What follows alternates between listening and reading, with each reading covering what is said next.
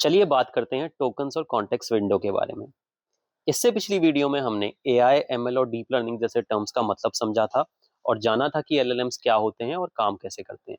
तो अगर आपने वो वीडियो नहीं देखा है तो उसका लिंक आपको डिस्क्रिप्शन में मिल जाएगा। इस वीडियो में हम टोकन्स और कॉन्टेक्स्ट विंडो की बात करने वाले हैं, जो कि फाउंडेशनल कॉन्सेप्ट्स हैं। इन कॉन्सेप्ट्स को समझना बहुत जरूरी है एलएलएम्स की प्राइसिंग समझने के लिए, सही मॉडल चूज करने के लिए और आगे के एडवांस कॉन्सेप्ट समझने के लिए। तो चलिए शुरू करते हैं। सबसे पहले ये जानते हैं कि टोकन्स को समझना हमारे लिए इतना ज़रूरी क्यों है। एलएलएम्स टोकन्स ही देखते हैं, टोकन्स में ही सोचते हैं और आउटपुट भी टोकन बाय टोकन ही प्रोड्यूस करते हैं। एलएलएम्स की प्राइसिंग भी जो होती है वो भी टोकन वाइज ही की जाती है। एग्जाम्पल के लिए मैं आपको ओपन एआई की वेबसाइट पे जीपीटी 5.2 की प्राइसिंग दिखाता हूँ। ये प्राइसिंग आप अगर देखोगे तो पर 1 मिलियन टोकन है। इनपुट प्राइस है $1.75, आउटपुट प्राइस है $14। इसका मतलब है आप इनपुट में जब इसको 10 लाख टोकन दोगे मॉडल को, तो उसको उसके लिए आपको $1.75 चार्ज किया जाएगा। सिमिलरली ये मॉडल जब आउटपुट प्रोड्यूस करेगा तो हर 10 लाख टोकन के लिए आपको $14 चार्ज किया जाएगा। जैसे कि अगर इस मॉडल ने 20 लाख टोकन आउटपुट में दिए तो आपको $28 चार्ज किया जाएगा। A token is the smallest unit that an LLM processes. देखिए होता क्या है, जब आप इनपुट देते हो तो उसको सबसे पहले टोकनाइज किया जाता है। टोकनाइज किया जाता है का क्या मतलब है, उसको टोकन्स में कन्वर्ट किया जाता है। एग्जाम्पल के लिए सपोज कीजिए मैंने ये टेक्स्ट दिया, यू आर अनबिलीवेबल। तो क्या किया जाएगा, इसको टोकन्स में कन्वर्ट किया जाएगा। टोकन्स हमारे वर्ड्स भी हो सकते हैं, वर्ड फ्रेगमेंट भी हो सकते हैं। तो ये जो मेरा सेंटेंस है ये कैसे टोकनाइज होगा, यू मेरा एक टोकन है, आर एक दूसरा टोकन है और अनबिलीवेबल को 3 टोकन में यहाँ पे ब्रेक किया गया है। हर टोकन की कॉरेस्पॉन्डिंग एक उसकी न्यूमेरिकल आईडी होती है। तो एलएलएम उन नंबर्स को समझता है, एलएलएम को डायरेक्टली टेक्स्ट नहीं दिया जाता। तो अब ये जो 6 टोकन हैं इनके बेसिस पे एलएलएम आउटपुट प्रोड्यूस करेगा। ये किस बेसिस पे टोकनाइजेशन किया जाता है, देखिए ऐसा नहीं है कि कोई लंबा वर्ड है तो उसको 3 पार्ट में ब्रेक कर दिया, छोटा है तो उसको एक ही रख लिया। जैसा कि हमने देखा कि टोकन आपके वर्ड भी हो सकते हैं, वर्ड फ्रेगमेंट भी हो सकते हैं और आपके सिंबल, वाइट स्पेसेस और पंक्चुएशन भी हो सकते हैं। तो अगर इस सेंटेंस के एंड में एक डॉट होगा तो वो भी एज अ टोकन जाएगा। हमारी वोकैबुलरी जैसे वर्ड्स की बनी होती है, वैसे ही एलएलएम्स की वोकैबुलरी टोकन्स की होती है। जैसे हम वर्ड समझते हैं वैसे ही एलएलएम टोकन समझते हैं। टोकन भी चंक ऑफ कैरेक्टर्स ही होता है जैसे वर्ड्स होते हैं। बेसिकली होता ये है, एलएलएम को ट्रेन करने से पहले ही टोकनाइजर को यूज करके एलएलएम्स की ये जो वोकैबुलरी है ये बना ली जाती है। और इसी वोकैबुलरी के बेसिस पे टोकनाइजर जब आपका डेटा प्रोसेस होता है, आपके डेटा को टोकन्स में ब्रेक करता है। चैट जीपीटी और जेमिनाई जैसे मॉडल्स हैं जो, इनकी जो वोकैबुलरी है वो 1 से 2.5 लाख टोकन के करीब है। अब आप सोचोगे कि हम जैसे वर्ड समझते हैं तो डायरेक्टली वर्ड्स को ही क्यों नहीं प्रोसेस करता एलएलएम, कि हमने ये टोकनाइजेशन करने की क्या जरूरत थी। तो देखिए, इंग्लिश लैंग्वेज की ही अगर बात की जाए तो इंग्लिश लैंग्वेज में 5 लाख से ज्यादा वर्ड है। फिर डेली नए वर्ड्स बनते रहते हैं, नए नए वर्ड्स आते रहते हैं। एलएलएम जब आपका डेटा प्रोसेस करता है तो उसको पूरी वोकैबुलरी मेमोरी में रखनी होती है। तो जितनी ज्यादा आपकी वोकैबुलरी होगी उतनी ज्यादा मेमोरी चाहिए होगी, राइट। और जितनी ज्यादा वोकैब होगी, हमें ये भी पता है कि जब नेक्स्ट टोकन प्रोड्यूस होता है तो वो प्रोबेबिलिटी के बेसिस पे प्रोड्यूस होता है। एक एक करके आपका आउटपुट प्रोड्यूस होता है, एक token next token next token. जितनी ज्यादा वोकैब होगी उतना ज्यादा डिफिकल्ट होगा, उतना ज्यादा टाइम कंज्यूमिंग होगा अगला टोकन प्रोड्यूस करना, क्योंकि उतने ज्यादा ऑप्शंस में से एक ऑप्शन चूज करना होगा, राइट। फिर अगर हम देखें तो हम सीधा कैरेक्टर्स को ही क्यों नहीं यूज कर लेते, कैरेक्टर्स तो बहुत कम होते हैं। इसका रीजन ये सेम है, जैसे हम हमारे लिए वर्ड से सेंटेंसेस का मीनिंग समझना इजी होता है, वैसे ही एलएलएम्स के लिए भी टोकन्स में जो हमने देखा था कि वो पैटर्न समझते हैं। तो टोकन से पैटर्न समझना फिर भी कंपैरेटिवली इजी है। आप अगर देखोगे, हमने ये भी देखा था कि सेल्फ अटेंशन में बेसिकली सारे टोकन एक दूसरे टोकन को देख पाते हैं। तो अगर मैं एक किसी सेंटेंस की बात करूँ, यू आर अनबिलीवेबल, इसको हमने 5 से 6 टोकन में ब्रेक किया। तो 5 से 6 टोकन को प्रोसेस करना, अगर आप इसको कंपेयर करो, अगर कैरेक्टर्स यूज़ किए होते, तो कितने ज़्यादा वहाँ पे टोकन्स होते, तो उतनी ज़्यादा आपको प्रोसेसिंग पावर चाहिए होगी और उतना ही ज़्यादा डिफ़िकल्ट होने वाला है आउटपुट प्रोड्यूस करना। इसलिए जो 1 से ढाई लाख का जो नंबर है, वो एक तरह का स्वीट स्पॉट है, जो परफॉर्मेंस, एफिशिएंसी और एक्यूरेसी के हिसाब से बेस्ट बैठता है। तो 1 से ढाई लाख का जो नंबर है, अलग-अलग हमारे जो मॉडल्स हैं, सबकी वोकैब्युलरी अलग-अलग साइज़ की है, बट इस वोकैब इसी नंबर के बीच में जो हमारी वोकैब्युलरी है, एलएलएम्स की होती है। टोकनाइज़ेशन के फ़ायदे क्या हैं? No unknown words. देखिए, जैसे कि नए-नए वर्ड्स आते रहते हैं, एजेंटिक एआई एक नया टर्म है। तो एजेंटिक एआई जैसे नए टर्म्स को भी मॉडल समझ पाता है। अब एजेंटिक एआई की अगर बात की जाए तो इसको एलएलएम कैसे ब्रेक करेगा? इसको 3 टोकन में ब्रेक करेगा। एजेंट, इक और एआई। क्योंकि एलएलएम को इन तीनों टोकन्स के मतलब पता है और इन तीनों टोकन से उसने पैटर्न सीखे हुए हैं, तो उसके लिए एजेंटिक एआई का मतलब भी समझना पॉसिबल है। No need to learn words from scratch. इसका क्या मतलब है?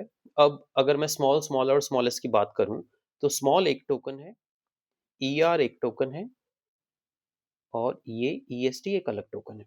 इसका मतलब देखिए क्या है, अब एलएलएम को इन सारे वर्ड्स की मीनिंग समझाने की ज़रूरत नहीं है। एलएलएम को स्मॉल का मीनिंग पता है, इसलिए वो स्मॉलर और स्मॉलेस्ट का मीनिंग भी समझ पाता है, क्योंकि स्मॉलर को 2 अलग-अलग टोकन्स में ब्रेक किया जाएगा और स्मॉलेस्ट को भी अलग-अलग टोकन्स में ब्रेक किया जाएगा।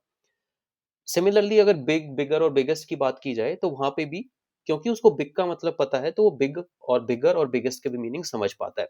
तो उसने ईआर और ईएसटी का जो पैटर्न्स हैं या जो मीनिंग है समझा हुआ है, उसकी वजह से वो ऐसे जितने भी वर्ड्स हैं उन सबके मीनिंग समझ पाता है। तो अगर मॉडल ने स्मॉल का मीनिंग लर्न कर लिया, तो वहाँ से वो स्मॉलर और स्मॉलेस्ट का भी मीनिंग समझ पाता है। Spelling mistakes are easier to handle. आप देखिए, अनबिलीवेबल को 3 टोकन में ब्रेक किया गया था। तो अगर इसमें से एक टोकन की स्पेलिंग, अगर सपोज़ कीजिए आपने स्पेलिंग मिस्टेक कोई की, तो अगर इसकी स्पेलिंग अगर आपने गलती से गलत भी डाल दी, तो एट लीस्ट बाकी 2 जो टोकन हैं, उनका मीनिंग सही है। वो एट लीस्ट वो सही हैं।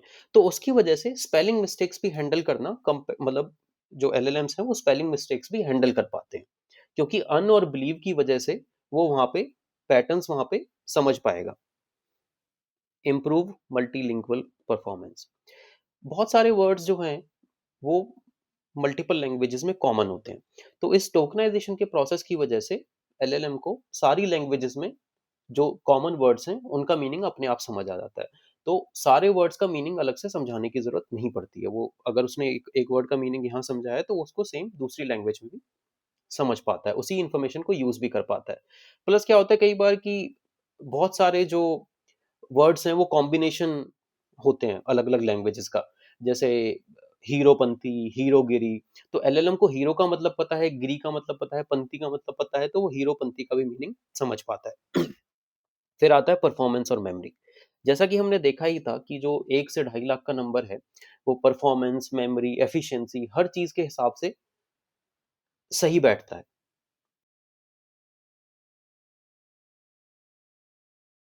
कॉन्टेक्स्ट विंडो का मतलब है एलएलएम एक टाइम पे कितनी इंफॉर्मेशन को देख पाता है और उसको प्रोसेस कर पाता है।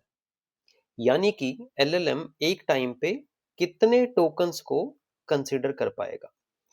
जैसे कि मैं आपको फिर से ये जीपीटी 5.2 का मॉडल कार्ड दिखाता हूँ। यहाँ पे आप देखेंगे तो इन्होंने लिखा हुआ है 4000 context window 1,28,000 max output tokens.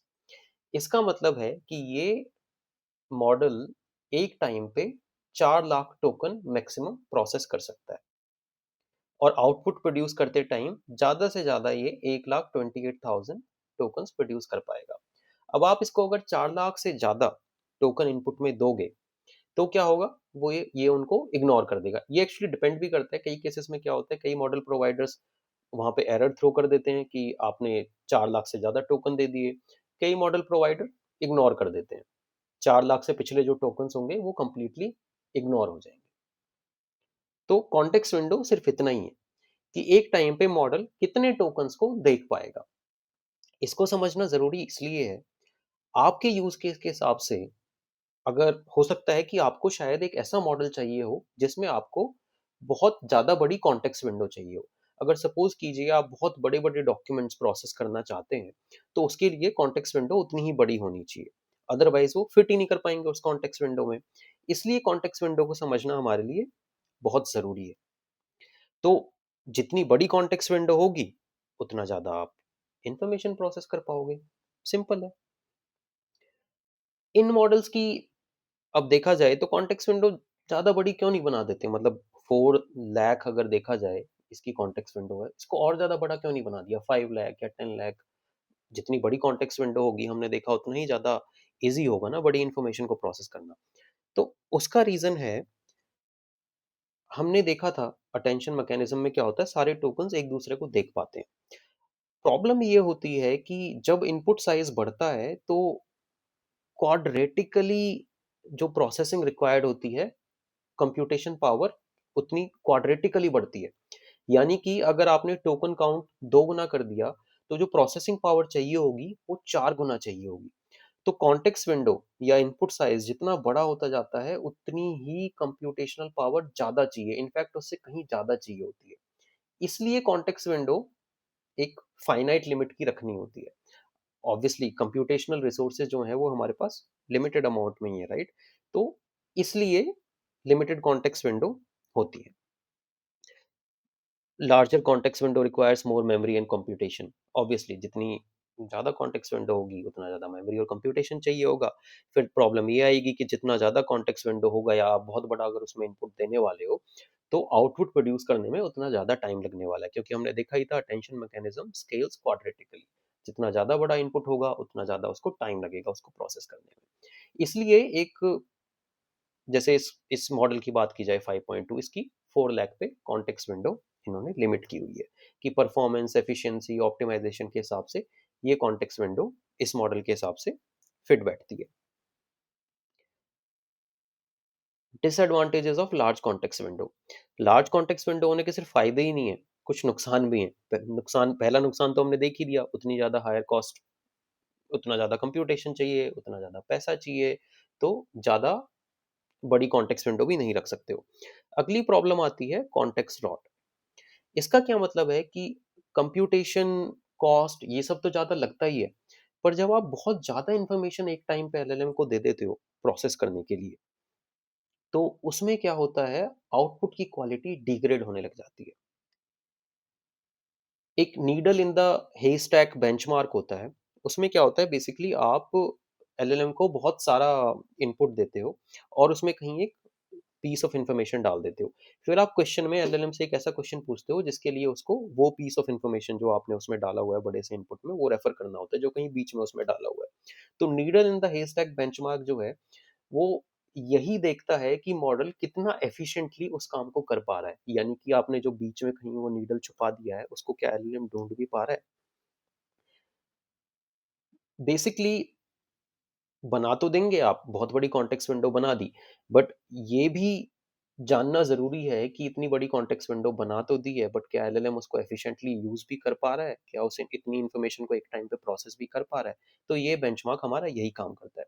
तो नेक्स्ट टाइम अगर आपको एक ऐसा एलएलएम चूज़ करना हो, जो जिसको आपको बहुत ज़्यादा डेटा एक टाइम पे देना है, बहुत ज़्यादा इनपुट प्रोसेस करवाना है, तो उसके लिए आपको ये चीज़ देखना बहुत ज़रूरी है। पहली बात तो उसकी कॉन्टेक्स्ट विंडो कितनी बड़ी है, साथ के साथ उसकी कॉन्टेक्स्ट विंडो बड़ी तो है, क्या वो उस पूरी कॉन्टेक्स्ट विंडो को अच्छे से यूटिलाइज़ भी कर पा रहा है या नहीं कर पा रहा है।